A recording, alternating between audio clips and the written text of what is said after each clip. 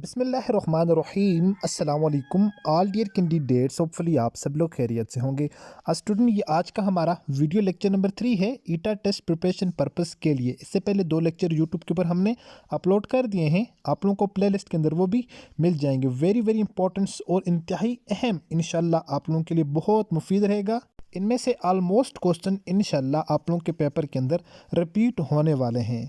So let's started our today video. First of all आप लोगों ने वीडियो को लाइक कर देना है। चैनल पर अगर न्यू आए हैं तो प्लीज़ चैनल को सब्सक्राइब कर दें, साथ बेल आइकन के बटन को नोटिफिकेशन ऑल कर दें ताकि आने वाली नेक्स्ट वीडियो की अपडेट सबसे पहले आप लोगों तक पहुंचती रहे। क्वेश्चन नंबर 1 है हमारे पास आज का। We miss our train because we were late. हम क्या कर चुके, हम जो है वो अपनी ट्रेन मिस कर चुके क्योंकि हम क्या हो गए, हम लेट हो गए। अब आप लोगों ने इसकी आइडेंटिफिकेशन करनी है कि ये आप लोगों के पास कॉम्प्लेक्स सेंटेंस है, सिंपल है, कॉम्प्लेक्स प्लस कंपाउंड है, ये आपके पास कौन सा सेंटेंस है। आप लोगों को सबसे पहले इसके आइडेंटिफिकेशन के बारे में पता होना चाहिए। सिंपल सेंटेंस कौन सा होता है, कॉम्प्लेक्स कौन सा होता है, कंपाउंड कॉम्प्लेक्स कौन सा होता है, ठीक है, और सिर्फ ओनली कॉम्प्लेक्स कौन सा होता है। यहाँ पर इसका जो करेक्ट आंसर है वो है कॉम्प्लेक्स सेंटेंस। इसको हम कॉम्प्लेक्स सेंटेंस क्यों कहेंगे? कॉम्प्लेक्स सेंटेंस हमें पता है एक ऐसा सेंटेंस होता है जिसमें एक डिपेंडेंट क्लास हो, एक इसमें इंडिपेंडेंट क्लास हो, ठीक है। इसमें दोनों क्लासेस हैं, ये आप लोगों को इंशाल्लाह डिटेल के साथ हम समझेंगे, लेकिन यहाँ पर हमें सिंपल डिस्कस कर देता हूँ। यहाँ से अगर आप पहला पोर्शन इसका देखें, वी मिस आवर ट्रेन, यहाँ तक ये एक क्लास है, ये हो जाएगी इंडिपेंडेंट क्लास। इसको क्या कहेंगे हम? इसको कहेंगे इंडिपेंडेंट क्लास। मैंने लिख दिया इंडिपेंडेंट क्लास है। और जो इसके बाद वाली दूसरी जो क्लास है इसको मैं किसी और कलर से शो कर देता हूँ, बिकॉज वी वर लेट। ये आपकी क्या है? ये आपकी डिपेंडेंट क्लास है, ठीक है। ये क्या कर रही है, ये क्या कर रही है? इंट्रोड्यूसिंग बाय ये सब ऑर्डिनेट कंजक्शन को यहाँ पर इंट्रोड्यूस कर रही है, ओके। सो ये आप लोगों की पहली इंडिपेंडेंट क्लास है, दूसरी आप लोगों की डिपेंडेंट क्लास है। जब भी इस तरह का केस होगा तो उसको हम क्या कहेंगे? वो हमारे पास कॉम्प्लेक्स सेंटेंस होगा। इंशाल्लाह नेक्स्ट वीडियो के अंदर हम कोशिश करेंगे आप लोगों को साथ साथ समझाएं। सिंपल जो है वो tenses, simple, compound, compound complex, complex sentence, ये आपको स्ट्रक्चर क्या होता है, किस तरह से ये काम करता है। सो इसका करेक्ट आंसर हो जाएगा कॉम्प्लेक्स सेंटेंस, बिकॉज यहाँ पर एक जो है वो क्या थी, एक डिपेंडेंट क्लास, दूसरी इसमें इंडिपेंडेंट क्लास है। नेक्स्ट हमारे पास क्वेश्चन है, age of Hazrat Usman Ghani at the time of martyred. शहादत के वक्त हज़रत उस्मान गनी रज़ियल्लाहु तआला अन्हा की उम्र मुबारक कितनी थी? तो उनकी जो उम्र थी वो 80 साल थी, ठीक है, 18 year. Very very important question है आप लोगों के लिए। जो फर्दर डिटेल इन्फो है वो आप लोग प्यारे नबी सल्लल्लाहु अलैहि वसल्लम के साथ साथ हज़रत उस्मान गनी रज़ियल्लाहु तआला अन्हु की भी एज के, उनकी जो है वो लाइफ के बारे में, उनमें जो इंपॉर्टेंट हिस्ट्रीज़ वगैरह है, उनकी जो हुकूमत है कब से स्टार्ट हुई, कहाँ तक स्टार्ट हुई, उनकी शादी के बारे में, उनके बारे में फर्दर आप लोगों ने डिटेल भी आप लोगों ने रीड आउट कर लेनी है, वेरी इंपॉर्टेंट है। नेक्स्ट हमारे पास क्वेश्चन है log 10 √10। log, यहाँ पर हमारे पास जो क्वेश्चन था वो log 10 √10। तो इसका जो है वो log जो √10 है उसका हमारे पास log ऑलवेज क्या आता है, 1/2 आता है। ये log वाले चैप्टर में से लिया गया क्वेश्चन है, ओके। उसमें नेक्स्ट हमारे पास क्वेश्चन है, if cost price of RS 570, अगर कॉस्ट प्राइस जो है वो कितनी है, 570 रुपये है। कितनी है? 570 रुपये है। एंड सेल प्राइस है 750, देन प्रॉफिट परसेंटेज। आप लोगों ने क्या करना है? प्रॉफिट की परसेंटेज फाइंड आउट करनी है। अगर एक चीज़ है कोई, उसकी कॉस्ट प्राइस, उसको 570 रुपये में ख़रीदा गया और 750 रुपये में बेच दिया गया, तो आप लोगों ने क्या करना है? प्रॉफिट कैलकुलेट करना है परसेंटेज के अंदर। बिल्कुल आसान है, कोई भी इसमें मुश्किल वाली बात नहीं है, ओके। इसके लिए आप लोगों के जो इजी मेथड जो यूज़ होगा वो मैं आप लोगों के साथ डिस्कस कर देता हूँ।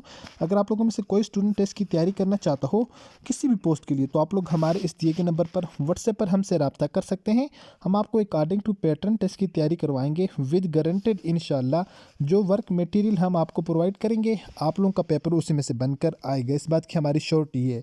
देखिए, अगर आप लोगों ने काम करना है आप लोगों को अपना 100% देना पड़ेगा। जब आप लोग अपना 100% देंगे, ये आपका ये 100% अभी आप लोगों की 1 से 2 महीनों की मेहनत आप लोगों के अगले 60 साल ज़िंदगी को आप लोगों को बना के दे सकती है।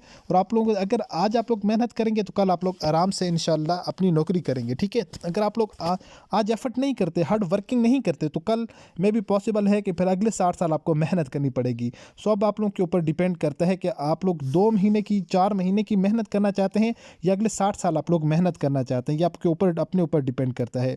हमारी क्लासेस स्टार्ट हैं, प्रॉपर आपको गाइडलाइंस देंगे, हर चीज़ proper, video lecture, recorded video lectures, notes, PDF, past solve paper, special notes, हर चीज़, ऑनलाइन क्विज़, हर चीज़ इंशाल्लाह आपको प्रोवाइड करेंगे। आपका टेस्ट पास होने की, अच्छे नंबरों से क्लियर होने की गारंटी देते हैं, ठीक है। जस्ट 1 टाइम फ़ी के अंदर कंप्लीट सेशन की प्रिपरेशन करवाई जाएगी। इस क्वेश्चन को सॉल्व करने के लिए आप 570 रुपये में एक चीज़ खरीदी थी, कितने में? 570 रुपये में एक चीज़ खरीदी थी और बेची कितनी में है? 750 में। सबसे पहले इन दोनों का डिफरेंस निकालते हैं कि हमें फ़ायदा कितना हुआ है। अगर हम फ़ायदे की बात करें, 750 में से अगर 570 निकाले तो हमारे पास बच रहे हैं 180। इसका मतलब ये हुआ हमें प्रॉफिट कितना हुआ है? 180 रुपये का प्रॉफिट हुआ है। अब यहाँ पर जो फार्मूला ऑलवेज यूज़ होता है वो फार्मूला कुछ इस तरह का होता है। जो आप लोगों को जो प्रॉफिट हुआ है, आप लोगों ने सबसे पहले लिखना है प्रॉफिट, लिखना है प्रॉफिट आपको कितने का, 180 रुपये का प्रॉफिट हुआ है। फिर आप लोगों ने डिवाइड करना है कॉस्ट प्राइस, जितने में ख़रीदा है, जितने में ख़रीदा था वो करना है। ये 570 में ख़रीदा था, ठीक है, उसको डिवाइडेड बाई 570 कर दें, मल्टीप्लाई बाई 100 कर देंगे। 100 इसलिए कर देंगे कि हमने जो प्रॉफिट की परसेंटेज निकालनी है। परसेंटेज निकालने जब भी बात परसेंटेज की आएगी तो वहाँ पर ऑलवेज आप लोग 100 यूज़ करेंगे। क्या यूज़ करेंगे? 100, सही है। तो हम यहाँ पर क्या यूज़ करें? 100 यूज़ करें। क्यों? हमने यहाँ पर इसकी प्रॉफिट जो है वो परसेंटेज हमने कैलकुलेट करनी है। तो आप लोग इसको इसके साथ कट डाउन करें। उसके बाद अगर ये आपस में कट डाउन होते हैं, जो भी आपस में कट डाउन होते हैं, आप लोग उनको कट डाउन करें। तो इसकी जो प्रॉफिट की परसेंटेज है वो 31.578। तो यहाँ पर अगर हम देखें, इसको राउंड ऑफ करें ना, यहाँ पर देखें ये सेकंड वाली जो वैल्यू 7 है, 5 से ज़्यादा है, सो इसको हम राउंड ऑफ कर देंगे तो ये हमारे पास क्या बन जाएगी? 8 बन जाएगी, ठीक है। 31.58 हमारे पास इसका करेक्ट आंसर आ जाएगा। आई होप कि आपको इसकी भी समझ आ चुकी होगी। उसके बाद नेक्स्ट हमारे पास क्वेश्चन है। नेक्स्ट हमारे पास जो क्वेश्चन है students, A number which divides the division completely is called. एक ऐसा नंबर जो डिवीजन होने वाले के ऊपर कम्प्लीटली डिवाइड हो उसको HCF कहा जाता है, हाईएस्ट कॉमन फैक्टर, ठीक है। वेरी वेरी इंपॉर्टेंट है। बास्ट टाइम इसका स्टैंड फॉर भी पूछा जाता है। HCF स्टैंड फॉर तो एक पेपर के अंदर आया हुआ था, simple is that. Highest common factor, LCM stand for least common method के साथ है, ओके। सो ऐसा नंबर जो हमारे पास कम्प्लीटली डिवाइड हो उसको कहा जाता है HCF, हाईएस्ट कॉमन फैक्टर। उसके वजह से हमारे पास वेरी इंपॉर्टेंट क्वेश्चन है। 0 is the multiple of every number except, सवाए एक के जो है वो 0 हर नंबर के साथ क्या होता है, उसको अगर मल्टीप्लाई करें तो वो हमारे पास क्या आता है? 0 आता है। लेकिन 1 को मल्टीप्लाई करें फिर भी 0 आता है। लेकिन इसका जो करेक्ट आंसर है वो ये है अकॉर्डिंग टू बुक, ठीक है। ये एक बुक है, बुक में से लिया गया क्वेश्चन है, पेपर के अंदर 1-2 बार रिपीट हो चुका है। वेरी इंपॉर्टेंट है, आप लोग इसको प्रिपेयर कर लीजिएगा, ओके। सो नेक्स्ट हमारे पास क्वेश्चन है, a composite number can always be express as a product of 2 primes. एक हमारे पास जो कंपोजिट नंबर है उसका जो प्रोडक्ट होता है वो ऑलवेज क्या होता है? 2 प्राइम्स होते हैं। अगर इसकी हम बात करें, इसके लिए हमारे पास जो शर्त ये है कि वो 2 और मोर देन 2 होने चाहिए, 2 या 2 से ज़्यादा प्राइम्स होने चाहिए। ये ज़रूरी शर्त नहीं है कि वो सिर्फ 2 ही प्राइम्स हों, ठीक है। ये बात वेरी इंपॉर्टेंट है। इसको घुमा फिरा कर बास्ट टाइम पेपर के अंदर दे दिया जाता है तो स्टूडेंट इससे कन्फ्यूजन स्टूडेंट को क्रिएट हो जाती है। यहाँ पर देखें, हमने नीचे एक्सप्लेनेशन के अंदर हमने लिखा है, composite number can be expressed as a product of 2 or more primes. ये प्रोडक्ट्स होते हैं किसका? 2 या 2 से प्राइम, जो ज़्यादा जो प्राइम फैक्टर्स होते हैं उनके, ठीक है।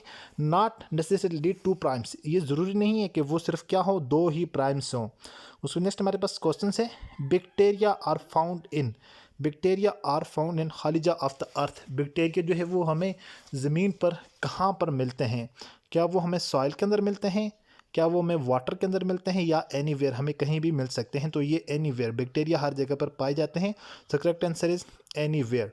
सो नेक्स्ट हमारे पास क्वेश्चन है, ये वेरी वेरी इंपॉर्टेंट क्वेश्चन हैं ये वाले, ठीक है। ये वाले क्लास, आई थिंक क्लास 5 की अगर आप लोग बुक के अंदर जाएँ, साइंस की बुक के अंदर, तो यहाँ पर ये सारी की सारी आप लोगों के जो किंगडम्स हैं इनको जो है वो क्लासीफाई किया हुआ है। हर किंगडम के अंदर जो जो जानदार है आप लोग ने लाजमी से उसको प्रिपेयर करना है, क्योंकि पेपर के अंदर एक क्वेश्चन लाजमी आता है हर बार। जिस तरह ये वाला क्वेश्चन एक आया था पास्ट पेपर के अंदर, वहाँ से मैंने फर्दर डिटेल लिखी है इसकी। Duck belong to which kingdom, बत्तख जो है वो कौन से किंगडम से बिलोंग करती है? बत्तख जो है वो किंगडम एनिमेलिया से ताल्लुक़ रखती है। बत्तख का जो ताल्लुक़ है वो किंगडम एनिमेलिया से है।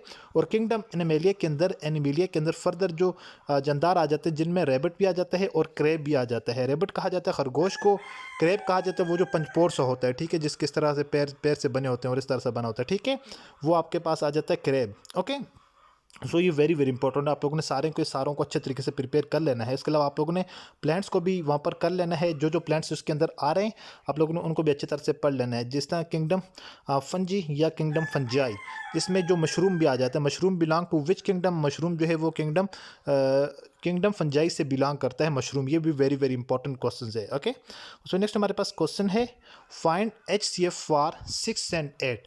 HCF stand for highest common factor for 6 and 8। 6 और 8 के लिए हाईएस्ट कॉमन फैक्टर क्या है? तो हाईएस्ट कॉमन फैक्टर इसके लिए 2 है। किस तरह से है अब मैं आप लोगों के साथ थोड़ा सा इसको डिस्कस कर देता हूँ, वेरी इंपॉर्टेंट है। अगर हम इसके फैक्टर बनाएं, यहाँ पर हमने एक जगह निकाली है, यहाँ पर इसके फैक्टर बनाते हैं। सबसे पहले 6 के फैक्टर बनाएंगे, फिर 8 के। 6 का अगर फैक्टर बनाएं, 1 को 6 के साथ मल्टीप्लाई करेंगे, हो सकता है 2 को 3 के साथ मल्टीप्लाई करें फिर भी 6 आता है। उसके बाद 3 के ऊपर आते हैं, 3 को 2 के साथ मल्टीप्लाई करेंगे फिर भी 6 आता है। उसके बाद 6 को 1 के साथ मल्टीप्लाई करेंगे फिर भी 6 आता है। 8 के ऊपर जाते हैं, 8 को अगर 1 के साथ मल्टीप्लाई करें 1 8 8 आता है। उसके बाद 2 4 8 आता है। 2 को 3 के साथ मल्टीप्लाई करें आता है। फिर उसके बाद 4, 3 के बाद 3 के ऊपर नहीं आ रहा, 4 के ऊपर, 4 दूनी 8 आ रहा है। उसके बाद 8 के ऊपर 8 आ रहा है, ठीक है। अब अगर हम इसमें कॉमन फैक्टर देखें, दोनों के अंदर ऐसी चीज़ जो एक में भी कॉमन हो और दूसरे के अंदर भी कॉमन हो। 6 यहाँ पर अगर हम देखें, यहाँ पर 2 कॉमन है और यहाँ पर भी 2 कॉमन है, ठीक है। यहाँ पर 1 भी कॉमन है, यहाँ पर 1 भी कॉमन है। अब इन दोनों में से ये दो हमारे पास क्या है, इनके कॉमन फैक्टर हैं। अब इनमें से हाईएस्ट कॉमन फैक्टर देखना है, मीन के जो हाई कॉमन फैक्टर हो, ठीक है। हाईएस्ट हमारे पास हमें पता है कि 1 छोटा है 2 बड़ा है, सो इसमें जो हाईएस्ट कॉमन फैक्टर होगा वो क्या होगा, वो 2 होगा। HCF को stand for highest common factor. इन दोनों में से ये दोनों, इसमें 1 भी कॉमन है और 2 भी कॉमन है, दोनों में 1 भी कॉमन है और 2 भी कॉमन है। अब अगर इसमें इसका अगर लीस्ट कॉमन मेथड देखें, लीस्ट कॉमन फैक्टर देखें, छोटा फैक्टर देखें तो उसमें 1 है, हाईएस्ट कॉमन फैक्टर देखें तो उसमें 2 है। हाईएस्ट मतलब जो ज़्यादा हो, जो हाई हो, ठीक है। तो हाईएस्ट 2 है और जो लीस्ट कॉमन फैक्टर है वो इसमें 1 आ जाएगा। ओके, नेक्स्ट जो हमारे पास क्वेश्चन है, इस क्वेश्चन को सोल्व कर लेते हैं। मैथमेटिक्स का क्वेश्चन है, मोस्ट रिपीटेड क्वेश्चन हैं इस टाइप के। What is the parameter of a rectangle. यहाँ पर आप लोगों ने इस बात का ख्याल रखना है। रेक्टेंगल कहेंगे, स्क्वायर कहेंगे, या आप लोगों को पेंटागोन कह सकते हैं, हेक्सागोन कह सकते हैं। आप लोगों ने उसकी शेप अपने जहन में रखनी है। पेंटागोन कहेंगे तो उसका मतलब होगा 5 साइडें, हेक्सागोन कहेंगे तो 7, ठीक है। इस तरह हेप्टा, हेक्टॉक, कुछ भी आप लोगों को से वो कह सकते हैं। ट्राइंगल कहेंगे तो उसकी 3 शेप्स होंगी। यहाँ पर रेक्टेंगल है तो रेक्टेंगल की कितनी होती हैं, 4 साइड्स होती हैं, जिसमें 2 आमने सामने वाली क्या होती हैं, इक्वल्स होती हैं। कौन सी? दो साइड इसमें आपस में एक दूसरे के इसमें इक्वल्स होती हैं, ठीक है। ये बात आप लोगों ने अपने जहन में रखनी है। With length 6 centimetre and width 4 centimetre. तो आप लोगों ने इसकी जो है वो पैरामीटर फाइंड आउट करने हैं रेक्टेंगल के, जिसकी लेंथ आप लोगों को 6 सेंटीमीटर, लेंथ याद रखें, लेंथ 6 सेंटीमीटर है, विड्थ इसकी 4 सेंटीमीटर। तो आप लोगों ने क्या फाइंड आउट करना है, पैरामीटर रेक्टेंगल के साथ फाइंड आउट करना है। इसको फाइंड आउट करने के लिए सबसे पहले हम देखते हैं कि इसके जो साइड्स हैं रेक्टेंगल के, स्क्वायर अगर होता, स्क्वायर के हम लेते 4, क्योंकि उसके चारों की 4 साइडें बराबर होती हैं। रेक्टेंगल की बात करें, रेक्टेंगल में हम 2 लेंगे, 2 इसलिए लेंगे क्योंकि इसकी आमने सामने वाली दोनों साइडें बराबर होती हैं। सो हमने क्या करना है, फिर इसमें 2 के साथ हमने ले लेना। जो हमारे पास पैरामीटर है वो 2 होगा, 2। उसके बाद आप लोगों ने करना है लेंथ प्लस विड्थ, आप लोगों ने आपस में इन दोनों को जमा करके 2 के साथ मल्टीप्लाई कर देना, आपके पास इसका आंसर आ जाएगा। फिर लिखा 2, लेंथ हमारे पास कितनी थी, लेंथ आई थिंक 6 थी और विड्थ हमारे पास 4 थी ना, ऐसा ही था आई थिंक, 6 4 आई थिंक यही था। 6 लेंथ थी और 4 इसमें विड्थ थी हमारे पास, जो क्वेश्चन के अंदर दी हुई है, ठीक है। उसके बाद ये क्या हो जाएगा, 6 और 4 क्या हो जाएंगे, 10 हो जाएंगे। ये 10 हमारे पास हो गया तो ये ख़त्म हो गया, ये दोनों आपस में जम हो गए, 10 हो गया। अब हम क्या करेंगे, 2 को 10 के साथ मल्टीप्लाई करेंगे, 10 2 20, हमारे पास इसमें ये इस तरह करेक्ट आंसर आ जाएगा 20 सेंटीमीटर। आई होपफुल कि आप लोगों को इस क्वेश्चन की भी समझ आ चुकी होगी, ठीक है। मुश्किल कुछ भी नहीं है, जस्ट आप लोगों ने यहाँ पर अपना माइंड यूज़ करना है थोड़ा सा, तो आप लोग ईजिली हर क्वेश्चन को सोल्व कर सकते हैं। सेम क्वेश्चन था, अगर यहाँ पर स्क्वायर की बात होती तो आप लोगों ने 4 कर लेना था, लेंथ मल्टीप्लाई प्लस आप लोगों ने वेट यहाँ पर कर लेनी थी, ठीक है। अगर यहाँ पर पेंटागन की बात होती तो आप लोगों ने यहाँ पर 5 साइडें कर लेनी थी। तो फिर उसकी आप लोगों ने साइड देखनी, क्योंकि 5 जो साइडें थी उनकी लेंथ एंड प्लस वेट उनकी थोड़ी में भी चेंज हो सकती है। अगर चेंज होती फार्मूला चेंज हो जाएगा। अदरवाइज अगर लेंथ आप लोगों ने सेम दी हुई है, लेंथ और वेट आप लोग पुट करना है, बाकी आप लोगों ने पीछे 5 पुट कर देना है। नेक्स्ट क्वेश्चन हमारे पास, car travel 250 kilometre in 5 hour, how many kilometre does it travel per hour. एक कार कह रहा है कि 5 घंटों में 250 किलोमीटर डिस्टेंस तय किया है कार ने। कितना किया है 250 किलोमीटर इन 5 आवर। 250 किलोमीटर का जो डिस्टेंस है वो कार ने कितने घंटों के अंदर किया है 5 घंटों के अंदर। How many kilometre does it travel per हार, 1 घंटे में कितना डिस्टेंस वो तय करेगी। तो यहाँ पर आप लोगों ने क्या करना है, स्पीड का फार्मूला आप लोगों ने यूज़ कर लेना। अगर आप लोगों को स्पीड का फार्मूला आता है, speed is equal to, speed किसके बराबर होता है, distance time divided by distance, नहीं I think distance divided by time, dt, हाँ dt distance divided by time होता है, डिस्टेंस डिवाइडेड बाई टाइम होता है। मे बी इट पॉसिबल, पर ठीक है डी टी, ये s equal to d t day time, s equal to s t t, हाँ ठीक है यही है, ये मैंने फार्मूले अपने तरीके से याद किए हुए हैं। तो इस मेथड से s equal to d t हो जाएगा, मतलब जो टाइम आप लोगों ने जो टाइम लगे वो ऊपर लिखना है, सॉरी जो डिस्टेंस तय किया वो ऊपर लिखना है, टाइम आप लोगों ने डिवाइड करना है, उसके साथ टाइम आप लोगों ने डिवाइड कर देना है, ठीक है। तो आपके पास आंसर निकल कर आ जाएगा। तो स्पीड का फार्मूला हम यहाँ पर लिख लेते हैं, जो उन लोग जो पूरा डिस्टेंस तय किया वो 250 किलोमीटर का डिस्टेंस तय किया 5 घंटों में, 250 डिस्टेंस ये तय किया है, टाइम कितना लगे है 5 घंटे लगे हैं। तो 1 घंटे में कितना लगेगा, फॉर 1 हावर हमने फाइंड आउट करना है। फॉर 1 हावर के लिए इसको कट डाउन कर देंगे, 5 5 25, ये वाला जीरो पर चला जाएगा, तुम्हारे पास हो जाएगा फिर 50 किलोमीटर। 1 घंटे के अंदर 50 किलोमीटर का डिस्टेंस तय करेगी गाड़ी, कितना 50 किलोमीटर का डिस्टेंस गाड़ी तय करेगी 1 घंटे के अंदर 50, तो 5 घंटों के अंदर 250 है।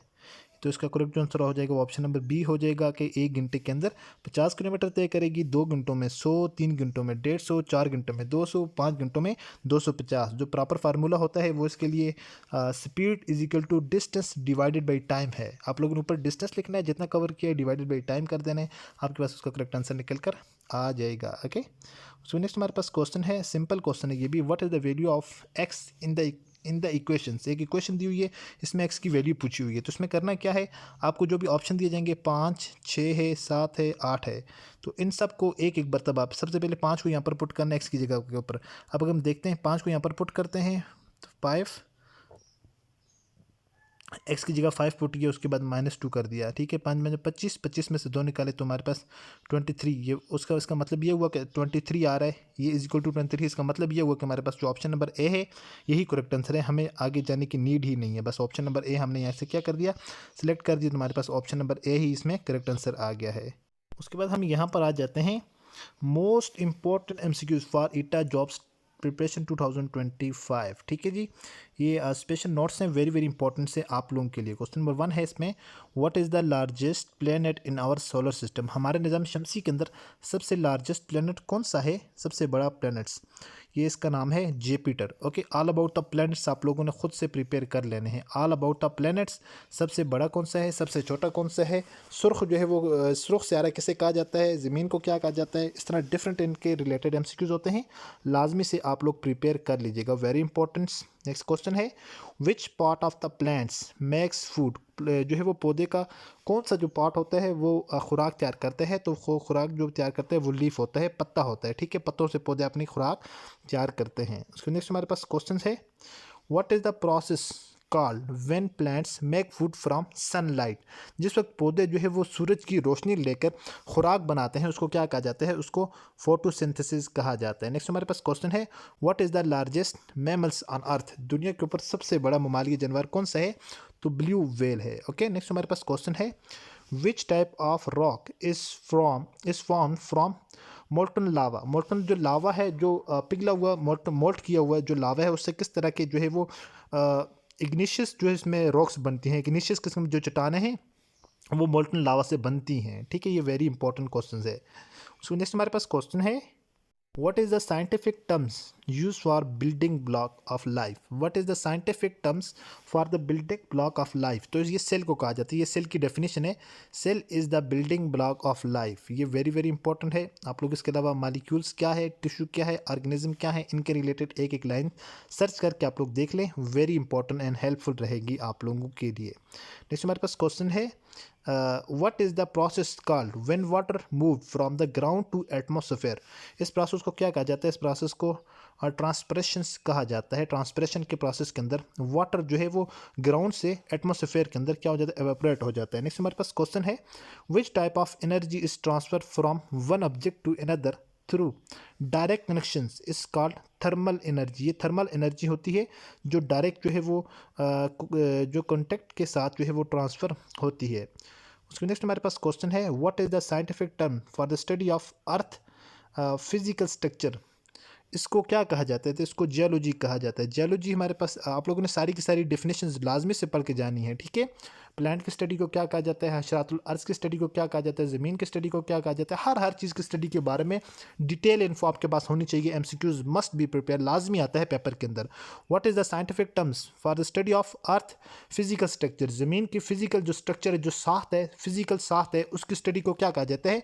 उसकी स्टडी को जियोलॉजी कहा जाता है। नेक्स्ट हमारे पास क्वेश्चन है, what is the largest living structure on earth. दुनिया के ऊपर सबसे बड़ी लिविंग जो है वो स्ट्रक्चर किस चीज़ की है? द ग्रेट बैरियर रीफ, ठीक है। ये इसका करेक्ट आंसर आपके पास ये हो जाएगा। नेक्स्ट हमारे पास इसका जो क्वेश्चन है, which type of energy is generated by the movement of charge particle. Charge particle को घुमाकर, चार्ज पार्टिकल को मूव करवाकर किस टाइप की एनर्जी जो पैदा की जा सकती है? वो इलेक्ट्रिकल एनर्जी जो है वो प्रोड्यूस की जा सकती है। Next question is that what is the scientific terms for the study of weather. Study of weather, जो ये मौसमियात वाले होते हैं, मौसम की स्टडी को क्या कहा जाता है साइंटिफिक टर्म्स के अंदर? तो इसको मेटलर्जी कहा जाता है। वेरी वेरी इंपॉर्टेंट क्वेश्चन है। सो नेक्स्ट हमारे पास क्वेश्चन है, what is the process called when an object velocity increase as it move close of gravitational pull. ठीक है, कि कोई भी जो ऑब्जेक्ट है, कोई भी जो बॉडी है, जिस वक्त उसकी वेलोसिटी जो है वो क्लोज होगी, जिस वक्त उसकी वेलोसिटी इंक्रीज हो जाएगी, क्या करेगा? वो मूव करेगा ग्रेविटेशनल पुल के ऊपर, पुल के इर्द गिर्द। तो उसको क्या कहा जाता है? उसको एक्सेलरेशन कहा जाता है। एक्सेलरेशन की डेफिनेशन है एक्सेलरेशन। ओके, उसमें नेक्स्ट हमारे पास क्वेश्चन है, which type of rock is form from the compressions of cementation of sedimentation.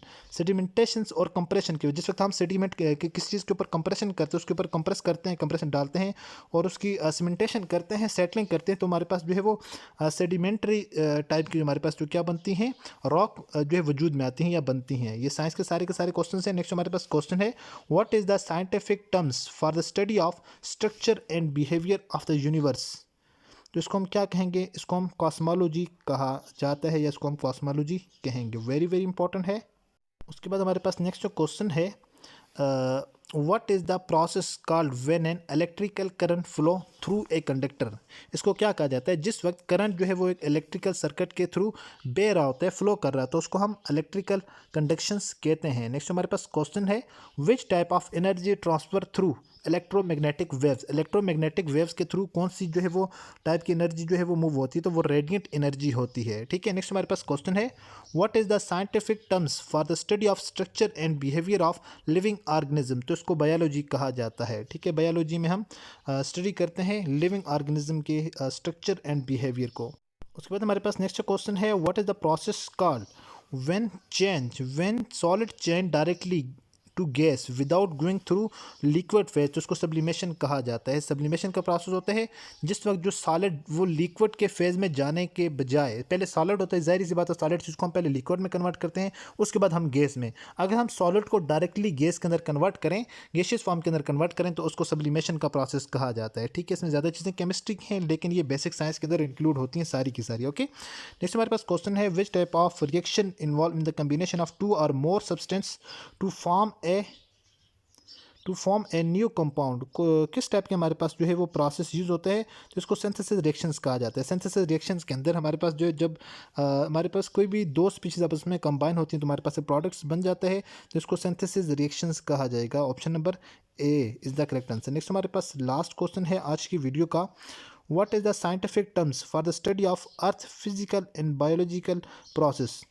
अर्थ की जो ज़मीन की फ़िज़िकल और बायोलॉजिकल उसकी कंडीशन है, उसका जो प्रोसेस है, उसकी स्टडी को क्या कहा जाता है? उसकी स्टडी को अर्थ साइंस कहा जाता है। फुल स्टूडेंट के सारी की सारी चीज़ें जो मैंने आप लोगों के साथ डिस्कस की हैं, आप लोगों को समझ आ चुकी होंगी और आप लोगों के लिए वेरी वेरी इंपॉर्टेंट हैं। सारी की सारी चीज़ें जो आप लोगों के साथ हम डिस्कस करते हैं, टू द पॉइंट डिस्कस करते हैं और वेरी इंपॉर्टेंट मोस्ट रिपीटेड चीज़ें डिस्कस करते हैं, ताकि आप लोगों का टाइम वेस्ट ना हो। आपका ये टाइम आप लोगों के लिए बड़ा कीमती है और हम आपके इस टाइम की कदर करते हैं। होपफुल स्टूडेंट सारी की सारी चीज़ें आपको समझ आ चुकी होंगी। मिलते हैं नेक्स्ट वीडियो लेक्चर में इसी तरह एक और इंपॉर्टेंट वीडियो के साथ। अपनी दुआ में याद रखिएगा और देखते रहिएगा चैनल वे ऑफ लर्निंग। अल्लाह हाफिज़।